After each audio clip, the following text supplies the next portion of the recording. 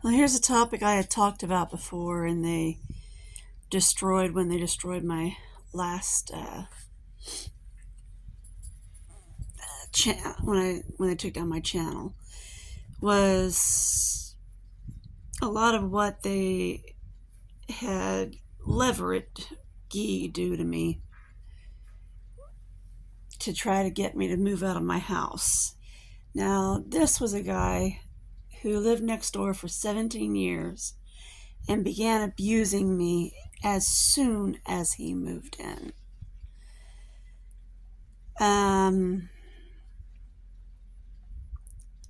The minute he moved in, he demanded that I tear down my front porch, my back porch, my kitchen, my garage, and my fence, and give him all of that land.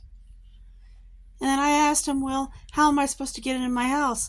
Well, you can get in through the window. Well, I went to the assessor and I confirmed with him that all of that land actually belonged to me and he didn't have any rights to it. So when I mapped out for Leverette what was the property line, he got pissed off and put up this property fence over here.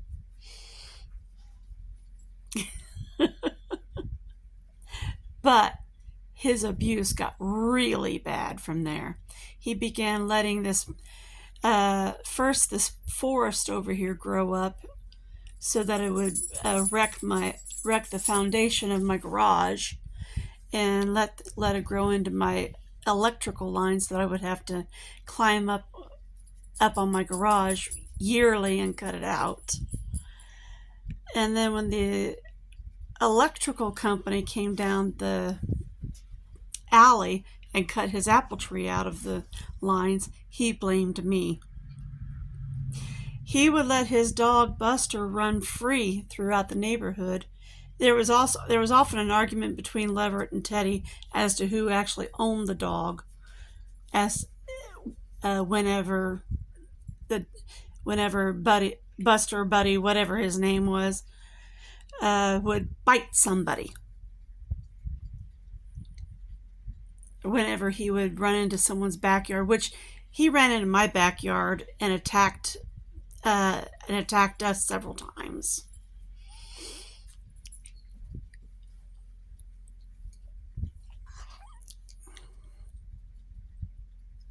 And I always handled it calmly, ran him off, and I would calmly tell Teddy about it later, which is a very big contrast to how he handled Lightning getting loose the one day.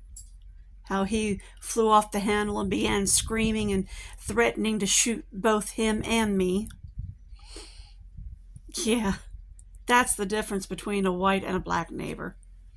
The white neighbor handles it calmly. The black neighbor threatens to shoot everybody in sight. Not being prejudiced, just how it all rolled out.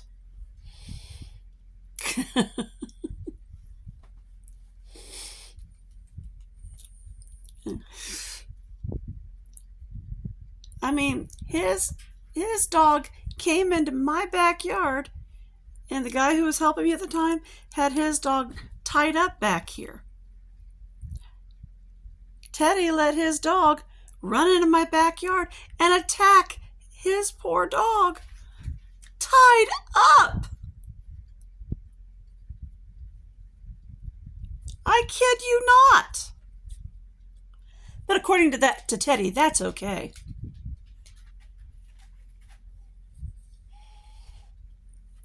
And he'd let Buster run free in the neighborhood, bite everybody, kill animals, and chase cars, cause accidents. But that's okay. That's okay. Lightning, he was never bit anybody. All I gotta do is just chase him down with a car. And he's a service dog.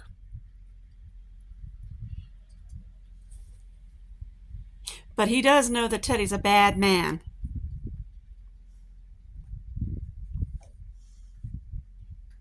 and he treats Teddy accordingly.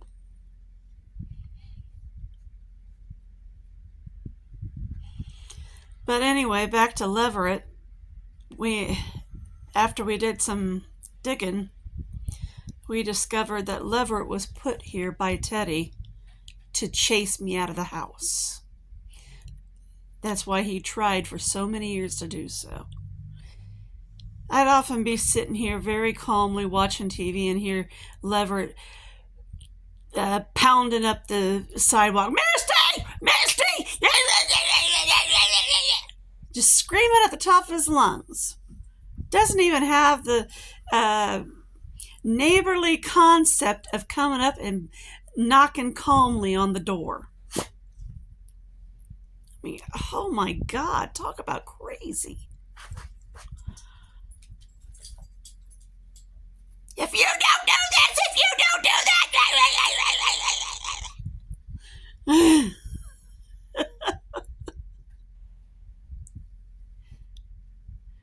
Oh my God, he was such a nutball. And he told everyone else I was the one with the mental issues. And he wondered why I ignored him.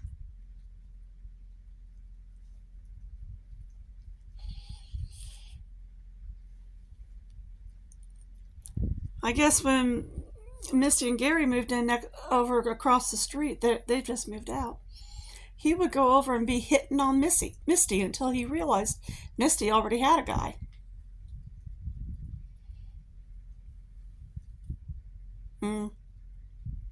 She told me about that. And I'm like, you don't want him. And she goes, well, I know. I see how he treats women when I see how he treats you. There ain't no way.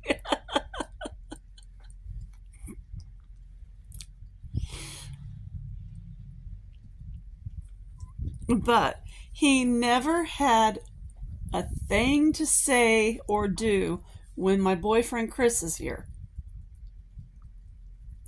But he sure pulled that gun on me that night. And then he paid off the Officer Fletcher to say that it was his nephew Eric Inman who had the gun. Gotta protect that precious reputation, don't you know?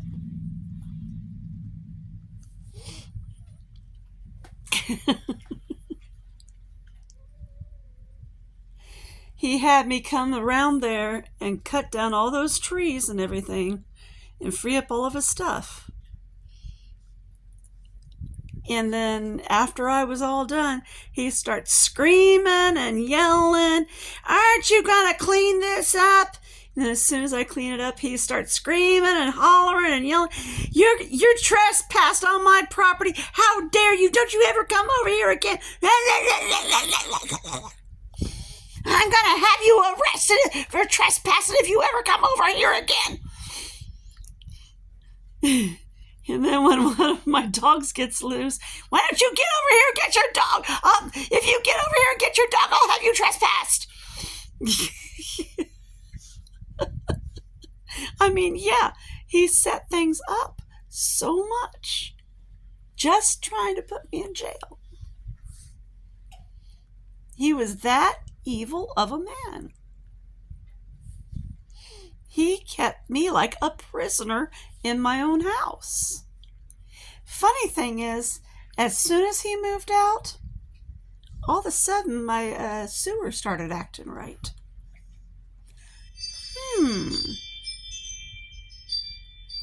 One has to wonder.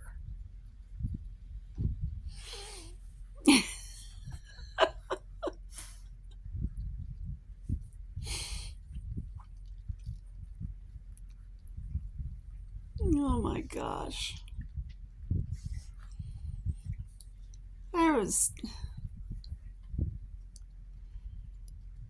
But as soon as I had that all cleared out for him, he let the jungle grow back. Never took care of it again.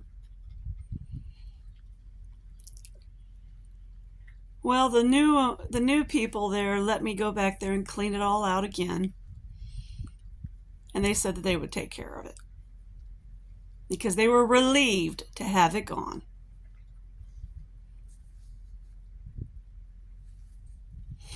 And they knew everything that Leverette had done to me, and they said it wasn't right. But as soon as he was gone, Teddy started his crap in. Now, I found out the whole reason behind it. Apparently, when Mr. Dilly died, Teddy began waiting for Evelyn to pass away so that he could grab this house at auction. But Evelyn quietly sold it through Susie Mack to me. Now, I had just gotten my mother's life insurance. It was a sad time for me. My mom had passed away. But I was determined to make good use of it, to honor her. Now, I didn't know about the neighborhood wars going on here. I didn't know Teddy's sons had killed Dominique Taylor, the 18-month-old or 21-month-old baby next door here.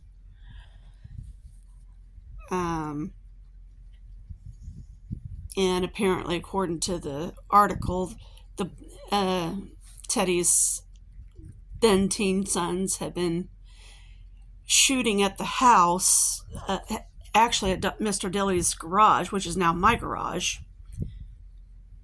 just being stupid kids, and the bullet ricocheted maybe off of the Donald's radio tower that was back there at the time. I still got the foundation. And it ricocheted and came back and hit. It went through the bathroom wall at the next door neighbor's house and hit Dominique, who was taking a bath at the time. Apparently hit him in the head because he was bleeding in the head, and his mom, Mary, thought that he'd hit his head on the bathroom sink.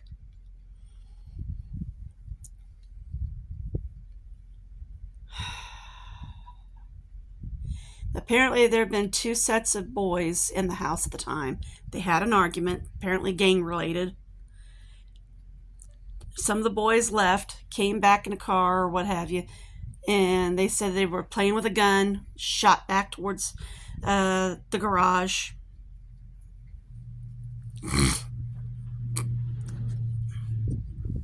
It's crazy. Why'd they be shooting at Mr. Dilly? I don't know. Unless even then they were trying to get this house from the Dillys.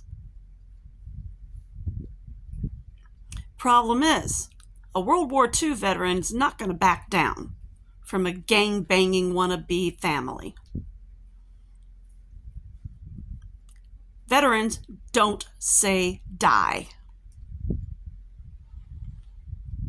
And Evelyn did right selling to me. Another veteran who just picked up the gauntlet.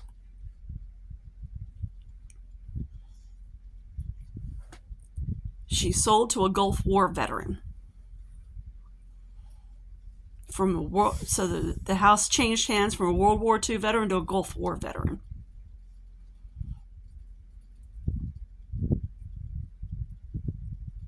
So that gang-banging family, you ain't worth crap.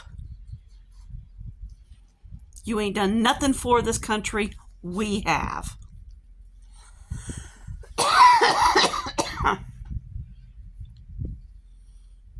In fact, not long ago, Teddy's house was raided for a bunch of drugs. Again, another teenage son was arrested for it. Over 4,030 pills, which had, I guess it was fentanyl and meth and marijuana and cocaine, stuff like that. That family ain't learned its lesson. Now, I wouldn't have gone digging on the little boy if they had just left me alone. I was perfectly happy to live a nice, quiet life here, but they had to keep on abusing me, trying to shove me out of my house because they wanted my house so damn bad. But guess what? Veterans don't say die. Go ahead, Teddy. Kill me. I'll be free of all the pain in my body, be with my family in heaven, and you'll be sitting on death row. And this neighborhood will be free of you.